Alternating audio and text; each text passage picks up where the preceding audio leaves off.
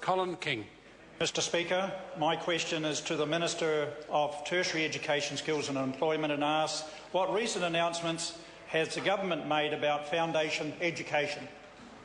Honourable Stephen Joyce. Mr Speaker, this morning I announced a number of changes to foundation education. Firstly, that the very successful Youth Guarantee Scheme will be expanded to 18 and 19-year-olds next year.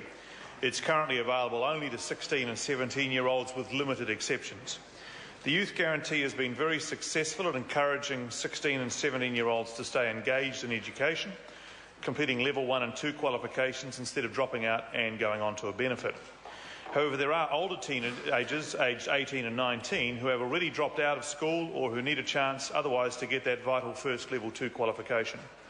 With Youth Guarantee, trades academies and the new vocational pathways, the Government is confident that every single teenage New Zealander has a fees-free path to a level 2 qualification, giving them access to training and skills for employment. Supplementary question, Colin King. Supplementary to the Minister. What announcements has he made regarding training for beneficiaries? Honourable Stephen Joyce. Mr Speaker, this morning alongside the Minister of Social Development, we announced that from next year the Government would be winding down the Foundation-focused Training Opportunities program and replacing it on an expanded range of effective education and training programs to help beneficiaries and young people get into work. From next year, there will be considerably more places at ESL courses, more places at intensive literacy and numeracy courses, more money spent on short courses that assist in getting beneficiaries into work, and all New Zealanders below the age of 25 will be able to access fees-free level 1 and 2 courses. Supplementary question, Colin King. Supplementary to the Minister. What announcements has he made about foundation education for 20 to 24-year-olds? Honourable Stephen Joyce. Well, Mr Speaker, this one is also very significant. Starting from next year, all level 1 and 2 foundation education courses will be fees-free for 20 to 24-year-olds. Level 1 and 2 courses deliver core foundational skills required for success in life. They provide students with the skills required for higher level study, training and employment. Most students gain these skills and qualifications in a school setting, but too many New Zealanders don't have these skills at age 20 and older. The changes I've announced today mean that anybody under the age of 25 will be able to obtain a level 2 qualification fees-free, whether that's at a secondary school, a youth guarantee program or at a tertiary provider such as a private training establishment. This is a very significant commitment to New Zealand's future. Supplementary question, David Clark.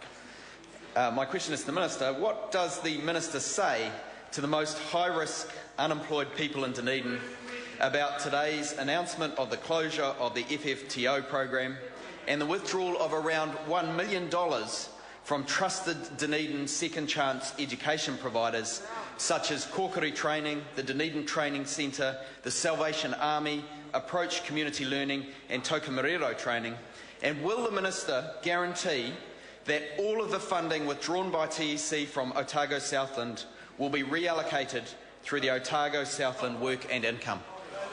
Honourable Stephen Joyce. Mr Speaker, the allocations will be based on demand for positions, and as I said to the member at the outset through the earlier questions, if he had listened, is that actually they'll be replaced by a range of other places. So, for example, 2,000, that's right, I'm giving you a very straight answer, Parrot, 2,000 to 4,000 additional short-duration training skills for beneficiaries, 1,420 additional ESOL places, 1,350 additional intensive literacy and numeracy courses, additional fees-free foundation education level 1 and 2 courses for 20 to 24-year-olds, and the extension of youth guarantee for 18 and 19-year-olds, and the TEC and MSD will be allocating those in individual regions according to need and demand. Point of order. Point of order. That was a very straight question, Mr Speaker.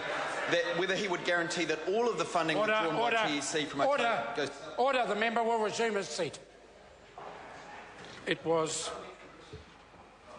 Well, I might just make a comment on the point of order that he's raised. I think on this occasion it wasn't a straightforward question because there were two questions, at least in the question that was asked, and the Minister addressed that question satisfactorily. And the Minister has the prerogative of answering either of the supplementaries if a member asks two in one question. Does the member have a further supplementary? Supplementary question. Supplementary question, David Clark. Given Otago unemployment is at its highest level in 20 years, can he guarantee that some of the extra allocation of youth guarantee places will be funded in the Otago region? Honourable Stephen Joyce. Speaker, a couple of things there. Firstly, it is important to note that yes, while Otago unemployment is high, it is lower than the national average. It is lower than Auckland. It is lower than Wellington. It is lower than Waikato. And therefore, the number of places made available will depend on demand in different regions. And it's important that we do that so we don't artificially create a certain number of places in each region so we have young people in one region missing out while there are empty places in another region. Point of order, David Clark. I think you'll agree, Mr Speaker, that was a very straight question as to whether some of the extra allocation of youth guarantee places will be funded in the Otago region. And the Minister responded by saying money will be allocated by demand, not by region. So the answer is no. What? Question number 6, Honi Hararewa.